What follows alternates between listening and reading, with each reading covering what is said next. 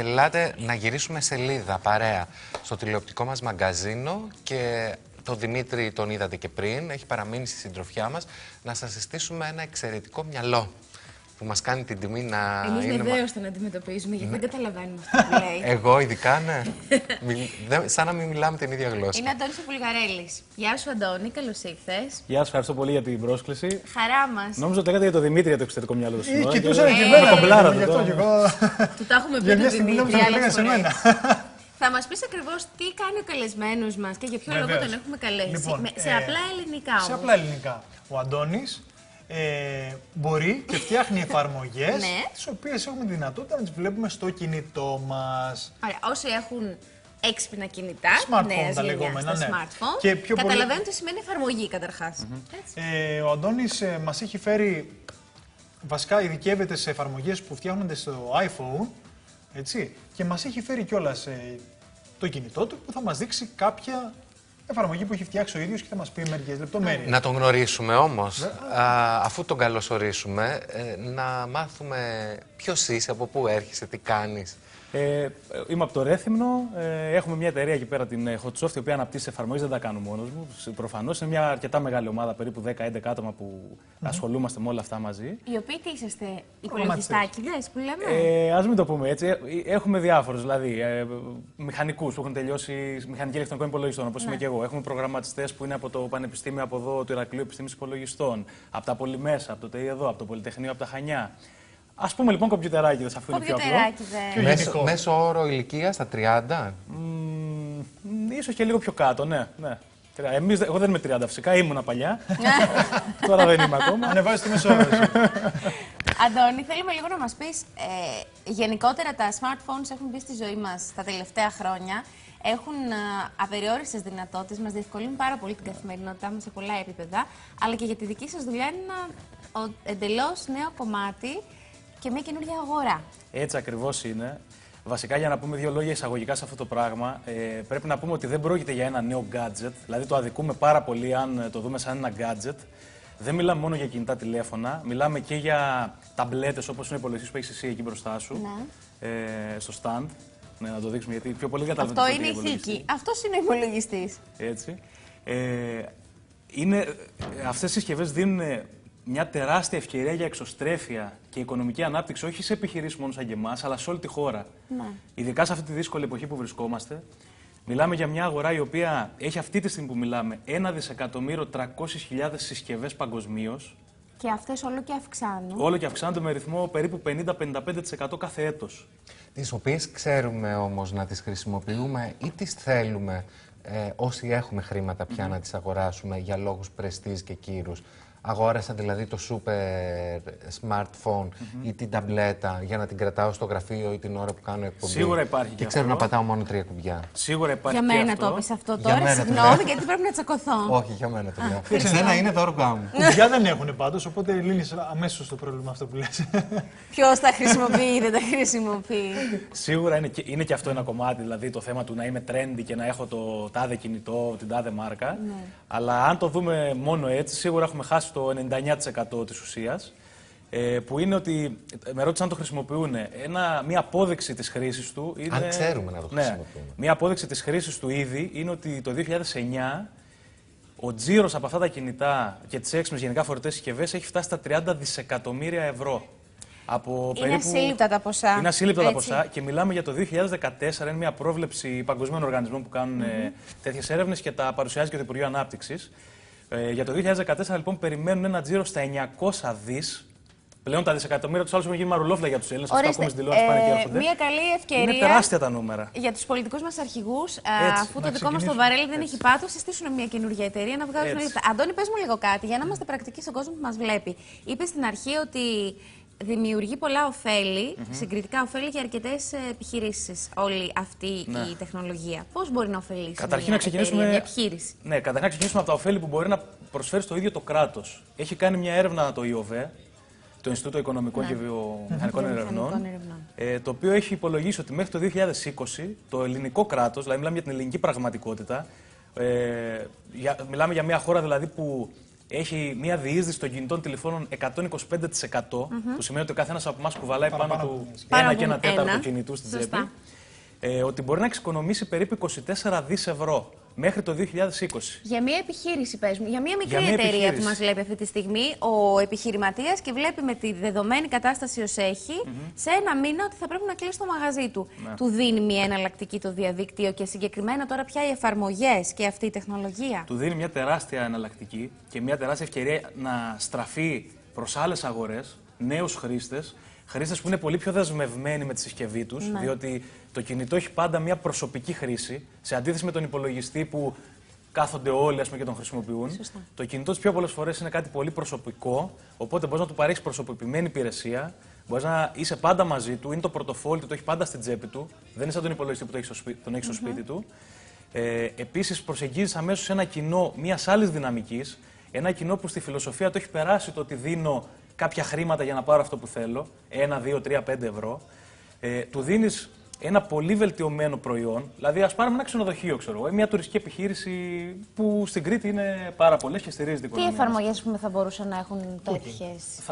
Στο παράδειγμα της εφαρμογής που θα σας δείξω αργότερα, μπορούμε να δούμε ότι μπορείς να χρησιμοποιήσεις όλο το hardware, δηλαδή όλο το υλικό που περιλαμβάνεται μέσα στη συσκευή, το οποίο, αν θέλετε να πούμε έτσι, μερικά παραδείγματα είναι, ας πούμε, έχει μέσα επιταχυνσιόμετρο. Τι είναι αυτό, θα μου πεις? Γυροσκόπιο. Γυροσκόπιο. Μετράει δηλαδή την επιτάχυνση ή την επιβράδυνση. Μετράει το πόσο κοντά είναι στο σώμα σου ή πόσο μακριά. Μετράει το πώς είναι στραμμένη η συσκευή. Έχει μαγνητόμετρο, δηλαδή να μετρήσει επίπεδα μαγνητισμού.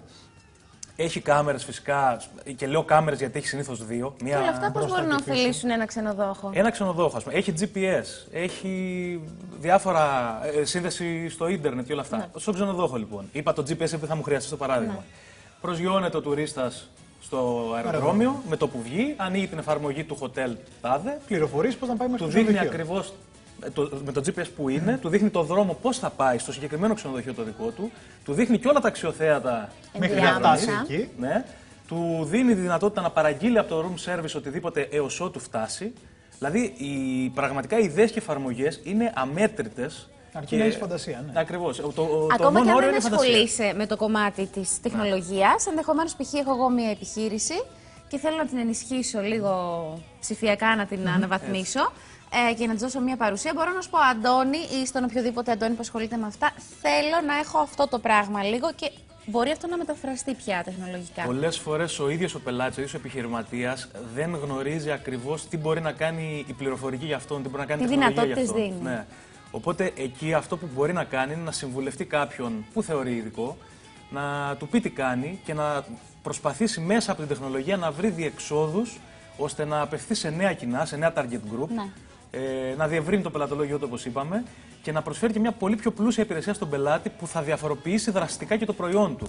Δηλαδή, είναι άλλο το προϊόν του ξενοδοχείου που σου δίνει μια τέτοια εφαρμογή ή του delivery που σου φέρνει φαγητό στο σπίτι, και είναι τελείως άλλο το προϊόν του ξενοδόχου που δεν ακολουθεί την τεχνολογία. Έχει μια αναβαθμισμένη παροχή υπηρεσιών. Ακριβώς έτσι. Και δίνει και την αίσθηση, ψευδαίσθηση, όπως θέλετε πείτε το, στον πελάτη, ότι αφού αυτός ο άνθρωπος έχει μια τόσο προσεγμένη επιχείρηση που ακολουθεί την τεχνολογία, με βοηθάει πάρα πολύ, δηλαδή μου παρέχει αυτή την υπηρεσία να με διευκολύνει να φτάσω, να παραγγείλω, να κάνω, φαντάζομαι ότι και όλη η υπόλοιπη υπηρεσία που έχει να προσφέρει είναι υψηλού επίπεδου. Αναβαθμισμένη. Και καλλιεργείς και αίσθημα εμπιστοσύνης πια. Έτσι. Δημήτρη, πάμε να δούμε λίγο τις εφαρμογές. Ναι, Λοιπόν, Αντώνη, ενδεικτικά μας έχει φέρει μια εφαρμογή εδώ πέρα. Έχω φέρει μια εφαρμογή, δεν ξέρω πόσο καλά φαίνεται. Η οποία σε τι αφορά? Βλέπω το κινητό σου τηλέφωνο. Ναι, είναι το κινητό μου τηλέφωνο, αυτό είναι το κινητού μου. Είναι ένα πόρταλ ενημερωτικό, GoodNet λέγεται. Είναι πανευρωπαϊκό, παγκρίτιο ακόμα.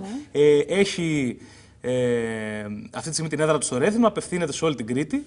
Λοιπόν, διαβάζουμε τώρα το πρωτοσέλιδο. Έτσι είναι ο νέος τρόπος με τον οποίο θα διαβάζουμε ειδήσεις, ας πούμε. Πέρα από το ότι μπορείς να μπεις να διαβάσεις ειδήσεις, ας μπούμε στην Κρήτη να δούμε κάποια νέα. Αργεί λίγο να πούμε, επειδή η σύνδεσή μας δεν είναι τόσο καλή στο ίντερνετ. Φορτώνει λοιπόν τα νέα, τα οποία μπορώ να διαβάσω. Αφού πατήσω σε κάποιο νέο για να το διαβάσω, μπορώ αμέσως να το μοιραστώ με τους φίλους μου μέσω του Facebook, ας πούμε. Μπορώ να το στείλω με ένα email σε κάποιον. Μπορώ να το βάλω σε κάποια κατηγορία που λέμε read later, δηλαδή να το διαβάσω αργότερα, με ενδιαφέρει αλλά τώρα δεν προλαβαίνω, ή να το βάλω στα αγαπημένα μου για παράδειγμα και να είναι ένα άρθρο το οποίο το θέλω μονίμως να το έχω. Και αυτή η εφαρμογή τώρα λειτουργεί με RSS, δηλαδή εγώ μπορώ να μπω στο site Νέας Κρήτης και να πάρω ας πούμε, τα άρθρα, να συμπεριλάβω ας πούμε, μια κατηγορία που θέλω και να μου τα εμφανίζει στην εφαρμογή αυτή. Επίσης, επιλέγουμε δηλαδή όλες τις πηγές πληροφόρησης που θεωρούμε εμείς. Θα είναι, ας πούμε, είναι σαν την ατζέντα μας. Είναι σαν και την ατζέντα βάζουμε μας. μέσα το site με το οποίο θέλουμε να έχουμε, από το οποίο θέλουμε να έχουμε πληροφόρηση, είτε είναι αυτό το Νέα Κρήτη, είτε μπορεί να ξέρω εγώ. Έτσι. Είναι περίπου έτσι. Δηλαδή θα πρέπει η ίδια το η Νέα Κρήτη, οτιδήποτε. η ίδια εφημερίδα να σου προσφέρει αυτή την εφαρμογή, ώστε να σου δίνει αυτές τις δυνατότητες. Η εφαρμογή πρέπει να μας προσφέρει το RSS. Το RSS είναι ενσωματωμένο, ναι. Ναι, το RSS είναι ένας τρόπος να διασυνδέσουμε ένα site, ας πούμε, με κάποια άλλη πηγή που θέλει να τραβήξει την πληροφορία να τη δώσει. Κατάλαβες? Κατάλαβα. Ας πούμε όμως τώρα ότι εγώ, όπως ερχόμουν από το Ρέθυμνο, είδα ένα ατύχημα στο δρόμο και θέλω να σας στείλω ένα μήνυμα εδώ να ενημερώσω την τηλεόραση και την εφημερίδα ότι παιδιά γίνει ένα ατύχημα ακριβώς σε αυτό το σημείο. Εδώ αρχίζουμε τώρα να χρησιμοποιούμε το GPS και διάφορες άλλες δυνατότητες που έχει συσκευή. Γράφω εγώ εδώ πέρα το μήνυμά μου, το πληκτρολόγο. Εντάξει, δεν φαίνεται σίγουρα καλά. Ότι έγινε κάτι σε αυτό το σημείο. Τραβάω μια φωτογραφία από το ατύχημα ή διαλέγω μια από το άλμπουμ του κινητού. Διαλέγω τώρα εδώ πέρα μια τυχαία. Η κόρη μου είναι ντυμένη πριγκίπισσα. Λοιπόν, επίκαιρη φωτογραφία. Και παράλληλα χτυπάω το χάρτη. Όπου του λέω. Πού, σε ποιο σημείο είναι. Επιλέγω το σημείο στο οποίο θέλω.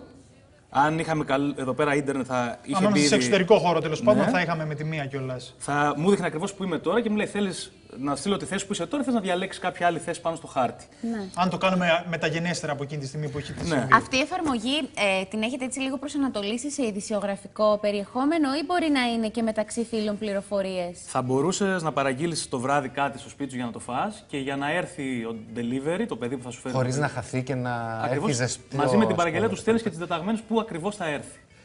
Ήδη οργανώνω εγώ ένα αποκριάτικο πάρτι αύριο και θέλω να καλέσω 20 άτομα και επειδή δεν ξέρουν πού είναι. Ακριβώς.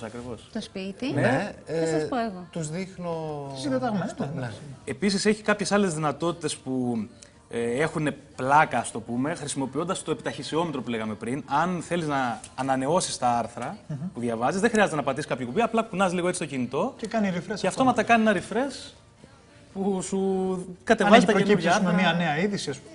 Ναι. Στην εμφανίζει τότε. Μπορείς επίσης να ακούς ραδιόφωνο την ώρα που διαβάζεις κάποιο άρθρο και κάτι το οποίο είναι πολύ εντυπωσιακό και νομίζω πρέπει να το δούμε. Δεν ξέρω το μικρόφωνο βέβαια αν το πιάσει. Ίσως να πρέπει να. Βάλες, εκεί βλέπουμε. Λοιπόν, είμαι εγώ στο αυτοκίνητο και θέλω να διαβάσω αυτό το άρθρο εδώ. Ναι. Να δούμε την ώρα που οδηγείς, την ώρα που οδηγώ, ναι, και χωρίς να είναι και επικίνδυνο. Επειδή δεν χρειάζεται να το κοιτάς, έτσι. Δεν χρειάζεται να το κοιτάζω. Γιατί επιλέγω το κείμενο που θέλω να μου διαβάσει. Έχεις κάνει λίγο δεξιά. Συγκοινωνιών σίγμα αλφα σίγμα. Εισηγήθηκε θετικά στην πρόταση της ναυτιλιακής εταιρείας Nel Lines να δρομολογήσει πλουτούς καλοκαιρινούς μήνες για μία φορά την εβδομάδα στην γραμμή του Ρεθύμνου. Λοιπόν, εμείς το ακούμε. Δεν ξέρω, επειδή ακούγαμε και τη Ζάζ. Ακούστηκε λίγο. Τέλος πάντων, κάνει ανάγνωση του κειμένου που έχεις επιλέξει. Σκηνοθέτη, θέλεις να το ξαναπατήσουμε, να ακούσουμε την είδηση? Κάτι για καράβι στο Ρέθυμνο. Άρα την ενδιαφέρει να το ξαναβάλουμε. Ναι, δεν βάλετε να άκουσε καλά η Δανάη. Ωραία, μπορώ να βάλω λίγο παρακάτω για όσους ακούσαμε το προηγούμενο. Το υπόλοιπο κείμενο. Επιλέγουμε το κείμενο ουσιαστικά και. Επιθυμεί να εντάξει στο πρόγραμμα της από τις 26 Ιουνίου ως τις 9 Σεπτεμβρίου δρομολογιών στη γραμμή Ρέθυμνο Σαντορίνη Πειραιάς κάθε Σάββατο για το πλοίο. Πολύ θα συνδεθεί το Ρέθυμνο με τη Σαντορίνη παρεμπιπτόντως και στη συνέχεια με τον Πειραιά. Προς Θεό να μην επαναστατήσουν οι εκφωνητές ότι θα τους κλέψουν τη δουλειά. Λοιπόν, αυτό που ξέραμε οδηγώ και σε σκέφτομαι και είναι αυτό επικίνδυνο που το έχει πει ο Αντίπας με μεγάλη επιτυχία. Σταματάει να είναι επίκαιρο. Ναι. Και επικίνδυνο. Τώρα πληροφορούμε. Οδηγώ και πληροφορούμε, χωρίς να είναι επικίνδυνο. Υπάρχουν και άλλες εφαρμογές που θα μπορούσαμε να δούμε αν θέλετε, αν έχουμε χρόνο, που είναι επίσης εντυπωσιακές. Πώς είναι, για πες. Για παράδειγμα, πολύ μας κόψουνε, εσύ. Θα μπορούσαμε εδώ, όπως καθόμαστε από εδώ, να ελέγξουμε πλήρως ένα σπίτι που βρίσκεται οπουδήποτε. Ας πούμε, στο αυτό είναι πολύ ενδιαφέρον. Για πες, το σπίτι μας, όχι κάποιο άλλο σπίτι. Στο Ρέθυμνο μια φορά που είχε έρθει. Λοιπόν, στην οθόνη τώρα του κινητού, όπως βλέπετε, έχω το μενού μέσα από το οποίο μπορώ να ελέγξω μια οικία η οποία βρίσκεται αυτή τη στιγμή στο Ρέθυμνο. Με την προϋπόθεση ότι στο αυτό είναι το δικό μου σπίτι, εντάξει, με την προϋπόθεση ότι στο σπίτι σου έχεις εγκαταστήσει σύστημα ασφαλείας με κάμερες. Όχι αυτό. Χρειάζομαι. Σωστά έπιασε την προϋπόθεση.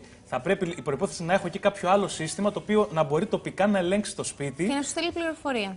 Ναι, και δεν λέμε να ελέγξει να δω τι γίνεται. Λέμε να ανάψω τα φώτα, να σβήσω τα φώτα, να ανοίξω την καραζόπορτα, να ελέγξω τη θέρμανση.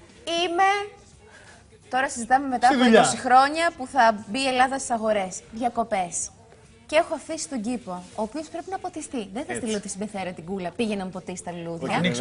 Θα βάλω από το κινητό μου την εντολή, ποτιστικό, ξεκίνα να δουλεύεις και θα μου ποτίσει τα λουλουδάκια μου. Ακριβώς έτσι θα γίνει και όχι μόνο θα ξεκινήσει να δουλεύει, αλλά θα ξεκινήσει να δουλεύει μόνο εάν το υγρασιόμετρο που θα έχουμε καρφώσει στο έδαφος σου δει ότι δεν υπάρχει απαιτούμενη υγρασία για να ξεκινήσει. Υπάρχει και ένας αισθητήρας δηλαδή εκεί πέρα που. Λίγο στην Κομοτηνή, ας πούμε. Κάτσε, έχω ερώτηση τώρα που θα πάω. Στην Κομοτηνή π.χ. Μπορείς να κλείσεις το εστίο μέσω της συσκευής αν θέλεις, απλά πληροφοριακά. Εξαιρετικό αυτό, για να μην χάνεις χρόνο. Και θέλει ο Στέλιος να πάρει επιγόντως κάτι από το σπίτι μου. Ναι. Μπορώ να του ξεκλειδώσω. Μπορείς να το ανοίξεις την καραζόπορτα, να του ξεκλειδώσεις το συναγερμό, να μπει μέσα να το πάρει και εσύ χωρίς καν να επικοινωνήσεις μαζί του, να δεις από το log της εφαρμογής ότι άνοιξε η τάδε πόρτα τη συγκεκριμένη ώρα και ξαναέκλεισε τότε και μπήκε ο Στέλιος μέσα και πήρε ό,τι πήρε και στο CSI να τα στείλεις αυτά. Είναι ενήμεροι κι αυτοί. Φεύγω από το σπίτι και έχω ξεχάσει το θερμοσύφωνο ανοιχτό. Το θερμοσύφωνα. Το θερμοσύφωνα. Μπορούμε ή να το να πεις αμά και να το. Όχι, εντάξει, μην κατεβάσεις γιατί θα κλείσουν τα πάντα. Αλλά να κλείσει ο θερμοσύφωνας ή μπορείς να του πεις ότι κάθε φορά που θα οπλίζω το συναγερμό και θα φεύγω, δημιουργώ ένα σενάριο ότι αν έχω αφήσει την κουζίνα, το φούρνο. Τι ωραίο αυτό! Θα γλιτώσει κόσμο από ψυχολόγους. Εγώ αυτό το κάνω με τα φώτα γιατί η γυναίκα μου συνήθως τα αφήνει ανοιχτά.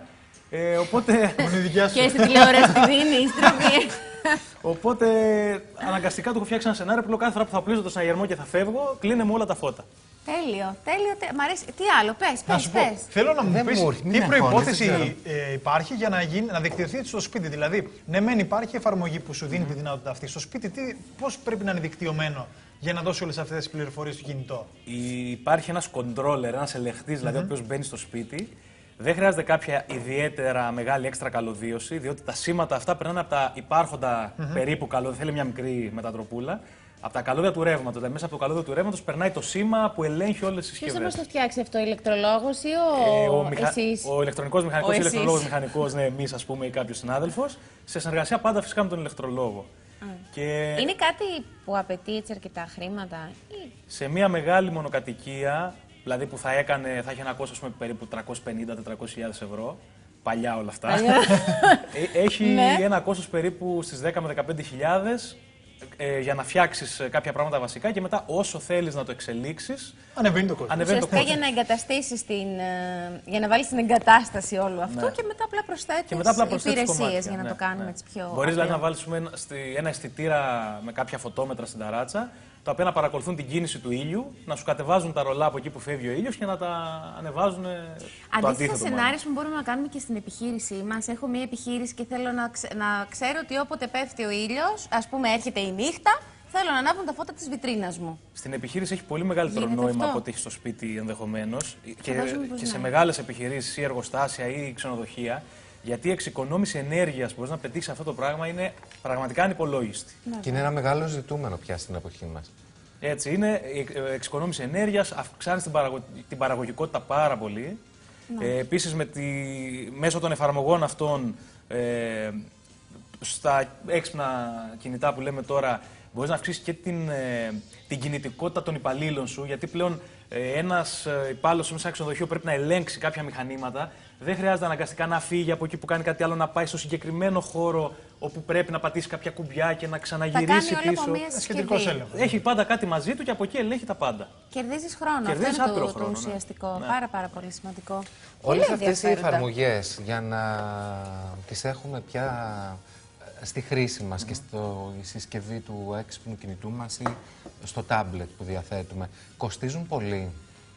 Πολλές φορές είναι δωρεάν. Δηλαδή η εφαρμογή που σας έδειξα πριν, το Goodnet, είναι δωρεάν, την κατεβάζεις και προσδοκά προφανώς το μέσο έσοδα από κάποια άλλη πηγή. Οι αφημίσεις που μπορεί να έχει μέσα στην εφαρμογή. Συνήθως είναι ή δωρεάν ή φτηνές γενικά, δηλαδή κάνουν 1-2 ευρώ ας πούμε. Κάποια στιγμή βέβαια στο άμεσο μέλλον, όχι στο πολύ μακρινό, Όλοι οι υπολογιστές θα είναι έτσι όπως βλέπετε αυτές τις έξυπνες συσκευές σήμερα. Δηλαδή τα λάπτοπ ή οι υπολογιστές, οι μεγάλοι επιτραπέζοι όπως τους βλέπετε τώρα, όπως τους βλέπουμε τώρα, δεν θα τους ξαναδούμε κάποια στιγμή. Δηλαδή δείτε τους καλά, πρέπει να τους αποχαιρετήσουμε. Δείτε τους καλά, να τους θυμόμαστε. Όπως χαθήκαν τα pick-up, έτσι θα χαθούν και αυτοί. Είναι προδιαγεγραμμένο και μάλιστα το 2006 είχε γίνει μια μεγάλη έρευνα παγκόσμια που έλεγε ότι μέχρι το 2013 οι έξυπνες φορητές συσκευές θα ξεπεράσουν σε πωλήσεις τους υπολογιστές. Και γίνει ήδη αυτό. Αυτό έγινε το πρώτο εξάμηνο του 10, δηλαδή πριν 2 χρόνια. Άρα μιλάμε ότι αυτό το πράγμα είναι κάτι το οποίο έχει ξεκινήσει, ανάστροφη πορεία δεν υπάρχει, πάμε προς τα εκεί, οπότε ο ρυθμός μεταβολής, δηλαδή πλέον αγοράς τέτοιων, αύξησης των πωλήσεων τέτοιων συσκευών, ήδη έχει ξεπεράσει κατά πολύ τους υπολογιστές. Και αυτό οφείλεται βέβαια στο γεγονός ότι εξυπηρετούν κάποιες ανάγκες, έτσι. Ναι. Και εφόσον τις εξυπηρετούν, συνεχίζουν και αυξάνονται. Επίσης, αυτό που βλέπουμε σε μεγάλο βαθμό είναι ότι αυτά είναι στα πλαίσια της ανταγωνιστικότητας βέβαια των μεγάλων εταιριών κινητής τηλεφωνίας που πλέον σας δίνουν δωρεάν αυτές τις συσκευές. Θα βρεις πολύ εύκολα πια τέτοιες συσκευές δωρεάν, οπότε μπορείς πολύ εύκολα να μειχθείς και σε ένα τέτοιο περιβάλλον και να απολαύσεις αυτές τις εφαρμογές στην καθημερινότητά σου. Στο πολύ σύντομο και άμεσο μέλλον δεν θα βρίσκεις άλλες συσκευές, θα πουλούνται μόνο τέτοιες συσκευές. Δηλαδή και έχει πέσει και το κόστος τους αισθητά, παραμένουν ακριβές όταν τις αγοράζεις. Και δεν τις κάνουν δώρο από την εταιρεία. Δώρο σε εισαγωγικά, γιατί σε δεσμεύουν με συμβόλαιο ενός έτους. Εντάξει, τα πληρώνεις, μάλλον δεν λες να τους έπιασε η καλή τους τη διάθεση, η γενεοδορία να μοιράζουν δώρα. Μας ρωτούν αν έχεις άλλη εφαρμογή να μας δείξεις. Έχω και άλλες εφαρμογές, δεν ξέρω αν. Να δείξουμε κάτι τελευταίο. Περίπου, για να δημιουργήσεις αυτή την εφαρμογή που μας έδινες μόλις τώρα, πόσο καιρό σας πήρε να την ολοκληρώσετε? Εμείς ο τρόπος που δουλεύουμε συνήθως για να μπορείς να παράγεις κάποια υπεραξία στην πληροφορική είναι ότι πρέπει ό,τι φτιάχνεις. Θα πω τώρα μια λέξη που δεν την ξέρει ο πολλής κόσμος, να είναι modular, δηλαδή να μπορείς να φτιάξεις κομμάτια τα οποία θα κουμπώνουν πάνω σε μια μεγαλύτερη πλατφόρμα, ώστε να μπορείς, αφού έχεις τα κομμάτια, αλλά το κομμάτι που στείλαμε τη φωτογραφία και το σημείο μας στο GPS και το μήνυμά μας είναι ένα κομμάτι. Αυτό το κομμάτι να μπορώ να το επαναχρησιμοποιήσω, να είναι δηλαδή ο κώδικας ανακυκλώσιμος και αναχρησιμοποιήσιμος. Αφού λοιπόν φτιάξεις την πλατφόρμα με όλα αυτά τα κομμάτια. Να μπορείς να το μεταποιήσεις μετά. Όχι, να μπορείς να τα εντάξεις σε μία. Ναι, να μπορείς να κουμπώσεις μετά τέτοια κομμάτια πολλά μαζί και να φτιάξεις κάτι που είναι για την Ανδριανή, που είναι για το Στέλιο, για την επιχείρηση τη δικιά σας, ας πούμε. Οπότε τρως αρκετό χρόνο, αν θες να το κάνεις σωστά, να φτιάξεις αυτή την πλατφόρμα και μετά έχοντας αυτή την πλατφόρμα, κουμπώνοντας τα κατάλληλα κομμάτια που αρμόζουν και που ταιριάζουν στον κάθε πελάτη ανάγκες, να χτίσεις αυτό που πρέπει να χτίσεις. Για πάμε να δούμε την εφαρμογή που μας είπες, γιατί ο χρόνος τελειώνει πια. Έχουμε ας πούμε φτιάξει μια εφαρμογή, η οποία είναι για να στέλνεις μηνύματα, SMS μέσω του κινητού. Θα μου πεις, μα καλά, γιατί να στέλνεις δωρεάν. Τι όφελος έχει? Καταρχήν, στο συγκεκριμένο κινητό συγκεκριμένης μάρκας, τώρα μην κάνουμε διαφήμιση ή δυσφήμιση. Ναι, εμάς περιμένανε. Δεν έχεις αναφορά μηνύματος. Όταν στείλεις μήνυμα, δεν έχει αναφορά. Με την εφαρμογή φτιάξαμε εμείς, υπάρχει και αναφορά. Επίσης, μπορείς να στείλεις μαζικά μηνύματα από εδώ σε πάρα πολύ σύντομο χρονικό διάστημα. Δηλαδή, μπορείς να στείλεις 10.000 μηνύματα μέσα σε ένα δευτερόλεπτο. Άρα αυτό ωφελεί επιχειρήσεις, εταιρείες, βουλευτές. Ακριβώς. Όλοι αυτοί που είπες είναι πελάτες μας. Επίσης, μπορείς να γράψεις στο πεδίο αποστολέα ό,τι θέλεις. Δηλαδή, μπορείς να γράψεις, ξέρω εγώ, Κρήτη TV. Ή να βάλεις τον αριθμό του κινητού σου και όποιος λάβει το μήνυμα να δει το στείλες εσύ. Επίσης, κάτι άλλο το οποίο είναι πολύ χρήσιμο είναι ότι μπορείς να φτιάξεις ομάδες από φίλους, οι οποίοι να λαμβάνουν μηνύματα ενημερωτικά ή ευχές ή οτιδήποτε άλλο, ή να το επεκτείνω ένα βήμα παραπέρα. Ας πούμε, αυτό το κομμάτι της κοινωνικής δικτύωσης με το Facebook και με όλα αυτά. Πάω εγώ να πιω τον καφέ μου. Έχω κάνει μια ομάδα που λέω οι φίλοι μου που πάμε για καφέ, η κολλητή μου. Την ώρα λοιπόν που πίνω καφέ, του έχω πει: αν με δεις ότι βρίσκομαι σε αυτό το σημείο μέσω του GPS, της γεωπληροφορίας, ότι είμαι πάνω από 10 λεπτά σταματημένο σε αυτό το σημείο, στείλε ένα μήνυμα σε αυτή την ομάδα που σου έχω πει, που είναι φίλοι μου, ή πάμε για καφέ, ότι είμαι εκεί, ελάτε, ας πούμε. Μπορεί να κάνει και το εξής. Χωρίς να μας ρωτήσει. Χωρίς να σε ρωτήσει. Μπορείς να καρφωθείς όμως. Μα θα έχεις φτιάξει το σενάριο με βάση αυτό που θέλεις εσύ. Άρα πρέπει να προσέχεις τη βάση του σενάριου. Μπορεί να στέλνει μηνύματα και όποτε εμείς το θελήσουμε, δηλαδή θέλουμε πότε γιορτάζει Τέλειο.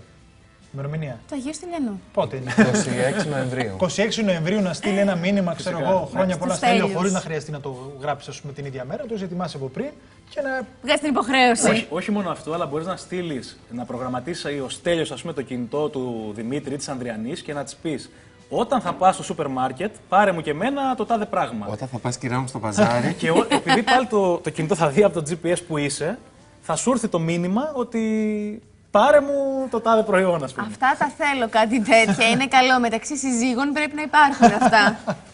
Είναι το καμπανάκι. Αγάπη, μην ξεχάσει το γάλα. Και δεν μου Ή λες... το προγραμματίζει και στέλνει μήνυμα στη γυναίκα σου: Αγάπη, απόψε θα αργήσω, έχουμε συμβούλιο. Και την ίδια στιγμή στέλνει στη γραμματέα σου: Απόψε το βράδυ. Αγάπη, απόψε θα αργήσεις. Είστε πονηροί, οι εφαρμογές μας δεν κάνουν τέτοια πονηρά πράγματα, λυπάμαι. Λοιπόν, Βρε, σε ό,τι θέλει ο ευχαριστούμε πάρα πελάτης. Θα πολύ. πεις εσύ όχι, άμα χρειαστεί. Όχι, και ο πελάτης έχει πάντα δίκιο. Δεν το συζητάω. Απόλυτα χεμήθεια. Ευχαριστούμε, Αντώνη, να Σας είσαι ευχαριστώ καλά. και εγώ πάρα πολύ, να είστε Πάμε σε διαφημίσεις. Επιβάλλεται. Εγώ λέω να καθόμαστε σπίτι και να κάνουμε την εκπομπή με εφαρμογές. Κάνα πρόγραμμα που να λέει πάμε σε διαφημίσεις. Δεν πρέπει να κάνετε. Εύκολο. Και να θυμίσουν και τα δώρα της Τι πάμε σε εκπομπής. διαφημίσεις, καλέ, να λείπουμε. Εμείς εντελώς να κάνει μόνο του το. Αυτό, εμείς θα είμαστε Από το έξω σπίτι, για εξ καφέ. αποστάσεως. Εκπομπή εξ Σπίτι. αποστάσεως. Εκεί που θα φτιάχνω τον παμιελίδικο θα σας λέω και μια είδηση. Και θα βλέπετε μια φωτογραφία μας. Λοιπόν, πάμε σε διαφημίσεις, σε λίγα λεπτά ερχόμαστε, πάντα με καλή διάθεση για να σας πούμε και άλλα ωραία πράγματα.